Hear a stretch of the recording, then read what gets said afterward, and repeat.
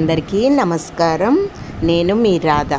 ఈరోజు తంజావూరులోని బృహదీశ్వర ఆలయ విశేషాలు తెలుసుకుందాం.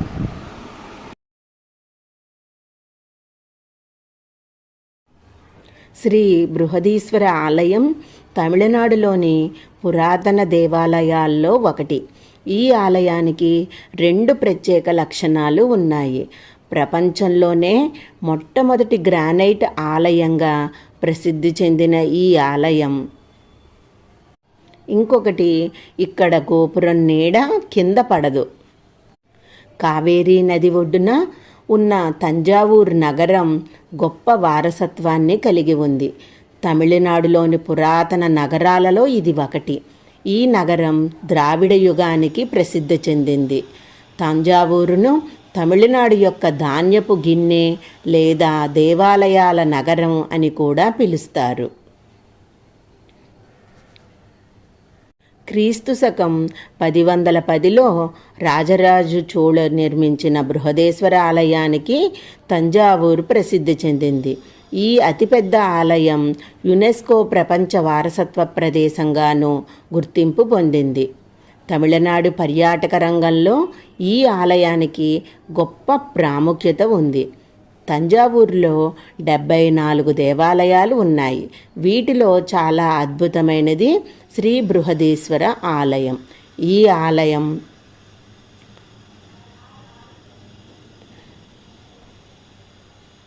,30,000 టన్నుల గ్రానైట్తో నిర్మించబడిన ప్రపంచంలోనే మొట్టమొదటి శివాలయంగా గుర్తింపబడింది. ఇది దక్షిణ భారతదేశంలో అత్యంత అద్భుతమైన నిర్మాణాల్లో ఒకటి. ఈ ఆలయ గోపురం 66 మీటర్ల ఎత్తు, 80 టన్నుల భారీ రాతిని కలిగి ఉంది. ఇక్కడ మరొక ఆసక్తికర విషయం ఏమిటంటే, మధ్యాహ్న సమయంలో కూడా ఇక్కడ నీడ కనిపించడం జరగదు. ఆలయ గోడలపై భారతనాట్యం భంగిమలో 108 శిల్పాలు, ప్రాంగణంలో 250 లింగాలు ఉన్నాయి. తంజావూరు పర్యటనలో ఉన్నప్పుడు పర్యాటకులు తంజావూరు బృహదీశ్వర ఆలయాన్ని తప్పగా సందర్శించాలి.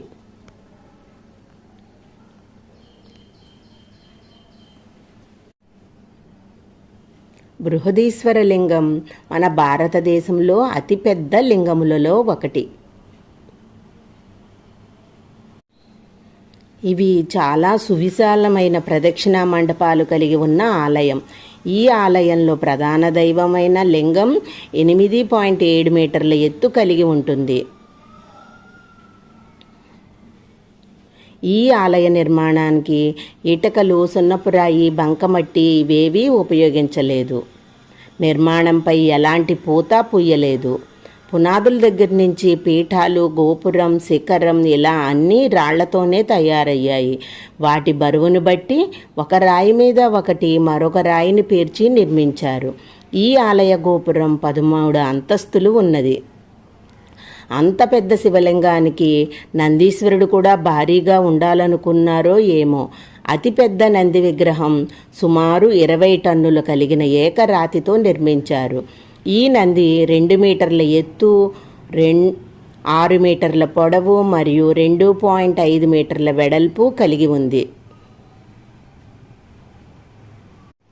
ఈ దేవాలయ ప్రాకారం ఎంత పొడవంటే దాదాపు 240 మీటర్ల పొడవు, 125 మీటర్ల వెడల్పు కలిగి ఉంటుంది. అంటే 4 ప్రదక్షిణాలు చేస్తే 1 కిలోమీటర్ దూరం నడిచినట్లు. ఎంత సువిశాలంగా ఉన్నా ఇక్కడ ప్రతిధ్వని ఉండదు. అదే మన ప్రాచీన భారతీయ ఇంజనీర్ల ప్రతిభ. ప్రధాన దేవాలయ గోపుర కలశం మొత్తం ఒకే శిలతో రూపుదిద్దుకుని 81.28 టన్నుల బరువు కలిగిన నల్ల రాతితో చేయబడింది. అంత ఎత్తుకు ఇంత పెద్ద గోపుర కలశాన్ని 1000 ఏళ్ల క్రితం ఎలా తీసుకువెళ్లారో చాలా అద్భుతంగా ఉంటుంది.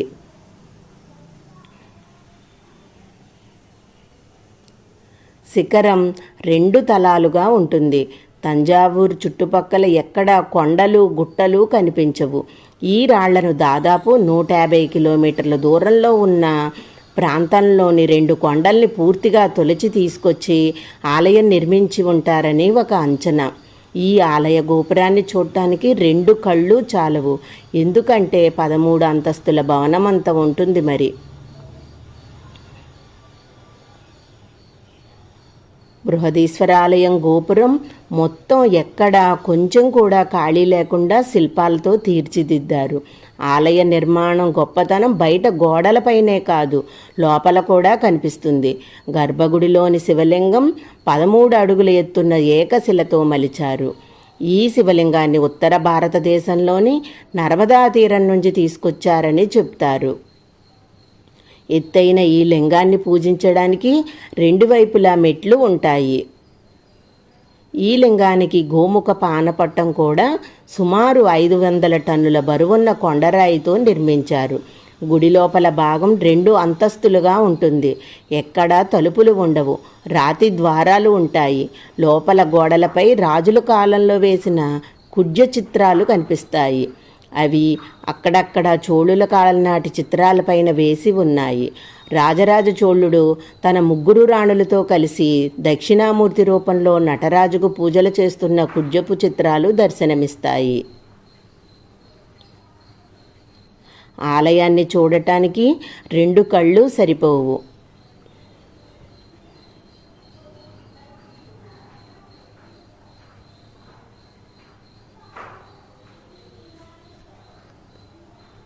ఆలయానికి సమీపంలో పురావస్తు శాఖ మ్యూజియం ఉంది. రాజభవనాన్నే మ్యూజియంగా మార్చారు. తంజావూరు పరిసరాల్లో లభించిన వివిధ రాజుల కాలం నాటి ఆయుధాలు, నాణాలు అన్నీ అక్కడ చూడొచ్చు. ఈ ఆలయంలో అనేక సొరంగ మార్గాలు కూడా ఉన్నాయి. కొన్ని తంజావూరులోని ఆలయాలకు దారితీస్తే మరికొన్ని మరణానికి దారితీసేవిగా ఉన్నాయి. వీటిని రాజరాజ చోళుడు తన జాగ్రత్తల కోసం ఏర్పాటు చేసుకున్నాడని చెప్తారు.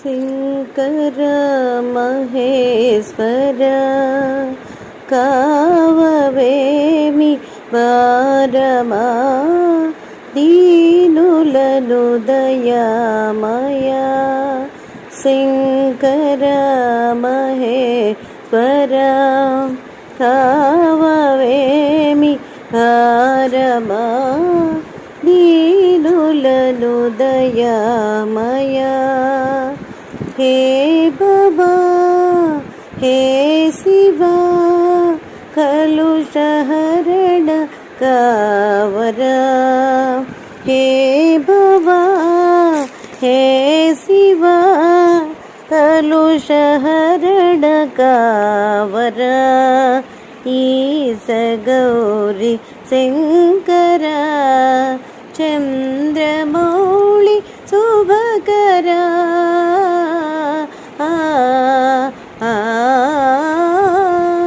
चंद्रमौळि शुभकरा चंद्रवदन शंकरा शंकरा महेश्वरा काववेमि वारमा दीनुలను దయామయా మదిని నిన్ను గొల్వగా మొరాలకించ వేమయా మదిని నిన్ను గొల్వగా మొరాలకించ వేమయా శాంతి చే కూర్చవా ఫలించునాదు కోరికల్ ధరించునాదు జీవితం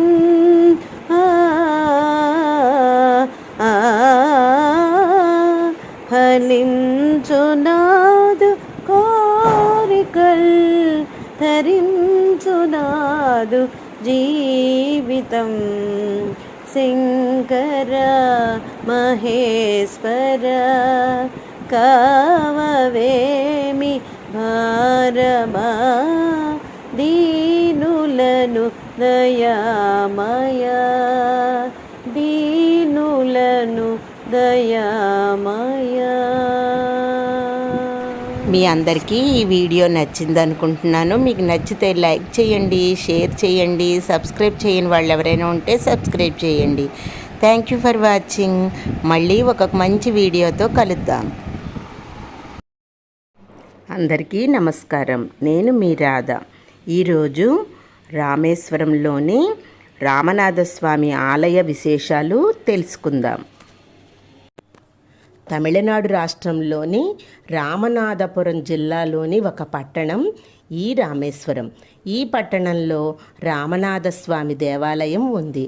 తమిళనాడు రాజధాని చెన్నైకి 572 కిలోమీటర్ల దూరంలో ఉన్న ఈ పట్టణం ప్రధాన భూభాగం నుండి పంబన్ కాల్వ ద్వారా వేరు చేయబడింది.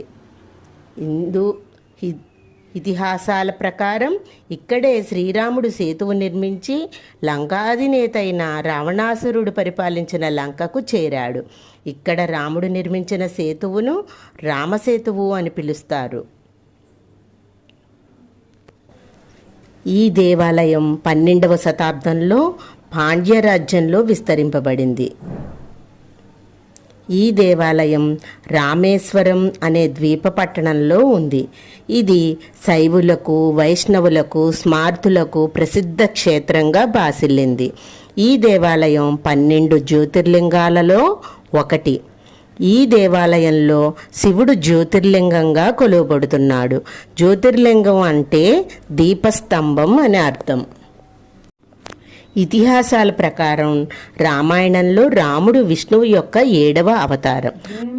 మురారి సురార్చితలింగం నిర్మల భాసిత శోభితలింగం జన్మజ దుఃఖ వినాశకలింగం తర్ప్రణమామి సదా శివలింగం తర్ప్రణమామి సదా శివలింగం देवमुनिप्रवराचितलिङ्गं कामदहनकरुणाकरलिङ्गं रावणदर्पविनाशकलिङ्गं तर्प्रणमामि सदा शिवलिङ्गं तर्प्रणमामि सदा शिवलिङ्गम् सर्वसुगन्धिसुलेपितलिङ्गं बुद्धिविवर्धनकारणलिङ्गं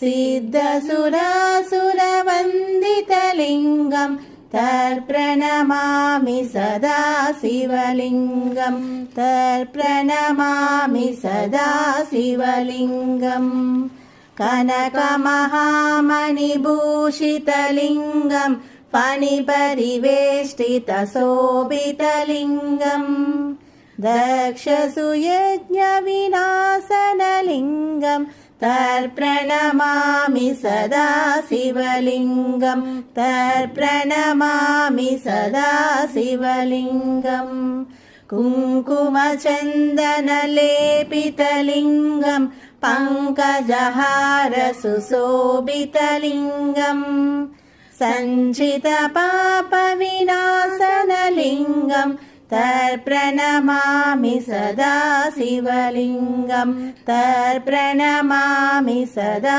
शिवलिङ्गम् देवगणाचितसेवितलिङ्गं भावैर्भक्तिभिरेव च लिङ्गम् दिनकरकोटिप्रभाकरलिङ्गं तर्प्रणमामि सदा शिवलिङ्गं तर्प्रणमामि सदा शिवलिङ्गम् अष्टदलोपरिवेष्टितलिङ्गं सर्वसमुद्भवकारणलिङ्गम् अष्टदरिद्रविनाशनलिङ्गं तर्प्रणमामि सदा शिवलिङ्गं तर्प्रणमामि सदा शिवलिङ्गम् सुरगुरुसुरवरपूजितलिङ्गं सुरवरपुष्पसदाचितलिङ्गम्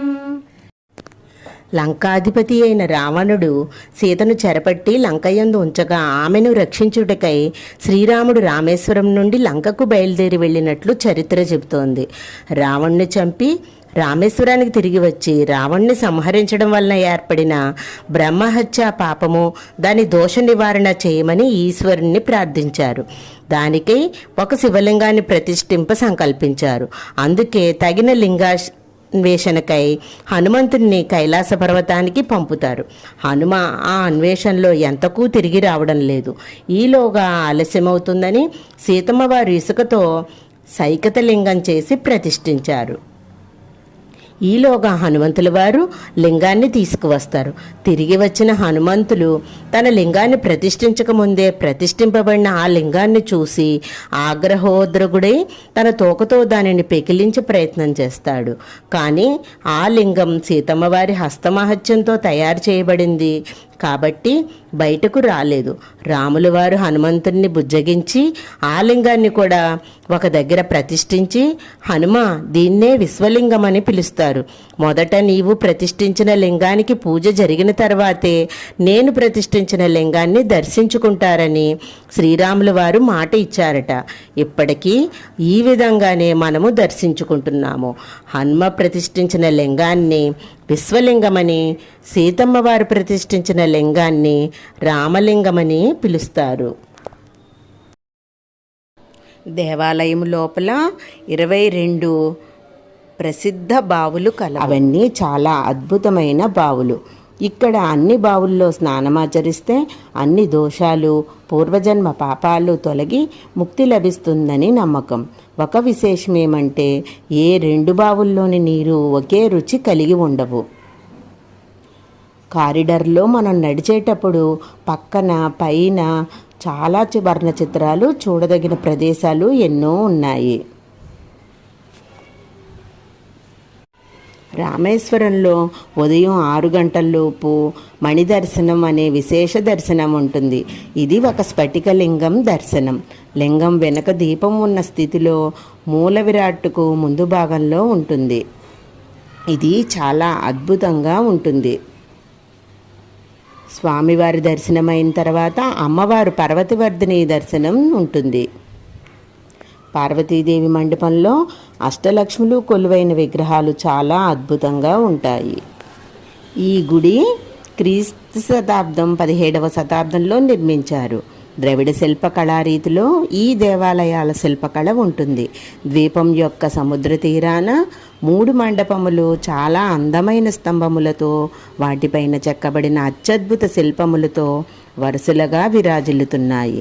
దేవాలయము 865 అడుగుల పొడవు, 657 అడుగుల వెడల్పు ఉన్నది.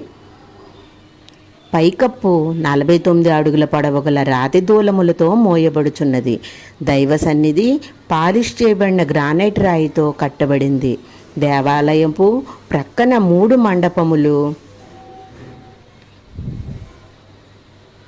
మొత్తము 4000 అడుగుల పొడవున ఉండడం ప్రపంచంలోని అత్యద్భుతములలో ఇది ఒకటిగా ఎంచబడుతుంది. మండపము ఇరువైపులా 5 అడుగుల ఎత్తుగా వేదికలు, దానిపై 25 అడుగుల ఎత్తుగల రాతి స్తంభములు కలవు. దేవాలయ మండపం 1200 బలిష్టమైన స్తంభములచే బరువు భరింపబడుతున్నవి. దేవాలయ తూర్పు గోపురం 130 అడుగులు, పశ్చిమ గోపురం 80 అడుగులు ఎత్తు ఉన్నవి. మధ్య మధ్యలో 22 పవిత్ర తీర్థాల్లో స్నానమాచరిస్తూ సాగుతుంది పయనం. అందరికీ ఈ వీడియో నచ్చింది అనుకుంటున్నాను. మీకు నచ్చితే లైక్ చేయండి, షేర్ చేయండి, సబ్స్క్రైబ్ చేయని వాళ్ళు ఎవరైనా ఉంటే సబ్స్క్రైబ్ చేయండి. Thank you for watching. మళ్ళీ ఒక కొత్త వీడియోతో కలుద్దాం. అందరికీ నమస్కారం. నేను మీ రాధా. ఈరోజు రామేశ్వరంలోని ముఖ్యమైన ప్రదేశాలు అలాగే ఆలయాలు చూద్దాము. రామేశ్వరంలో రాముని వారి పాదాలు, సాక్షి హనుమాన్ గుడి, రామతీర్థం, లక్ష్మణతీర్థం, సీతాతీర్థం ఇదివరకు ఉండేది, ఇప్పుడు లేదు. అలాగే పంచముఖ ఆంజనేయ స్వామి, కృష్ణ మందిరం, అలాగే అబ్దుల్ కలాం హౌస్, అలాగే హౌస్ లోపలే మ్యూజియం కూడా ఉంది. అలాగే విల్లుండి తీర్థం, అలాగే నటరాజస్వామి, ఇవన్నీ మనం చూస్తూ వెళ్దాం. వీటితో పాటు రామసేతు, ధనుష్కోటి, పంబన్ బ్రిడ్జి, ఆ 3 వేరొక వీడియోలో మీకు చూపిస్తున్నాను. ఇవి ఈ వీడియోలో చూద్దాం.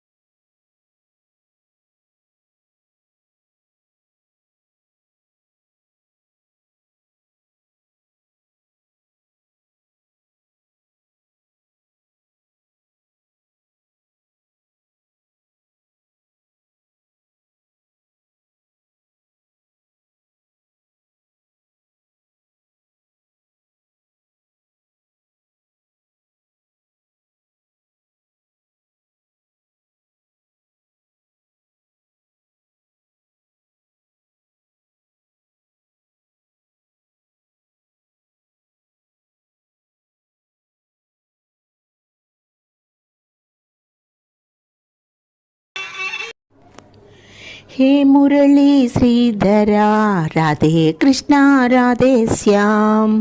हे मुरली श्रीधरा राधे कृष्णा राधे श्याम। केशव माधव यादव नंदन राधे कृष्णा राधे श्याम। केशव माधव यादव नंदन राधे कृष्णा राधे श्याम। हे मुरली श्रीधरा Radhe Krishna Radhe Shyam.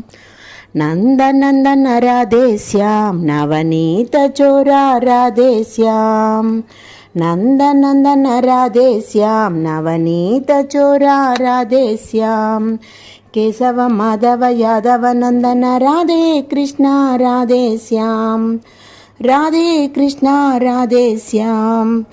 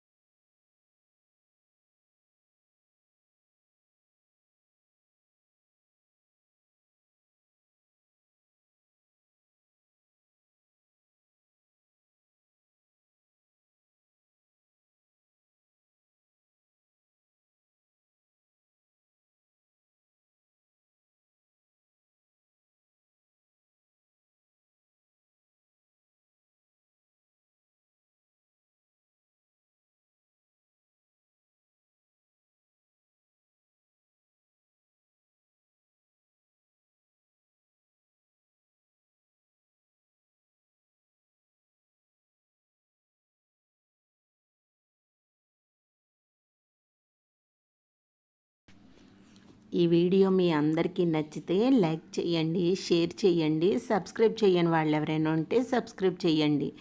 Thank you for watching. మళ్ళీ ఒక మంచి వీడియోతో కలుద్దాం.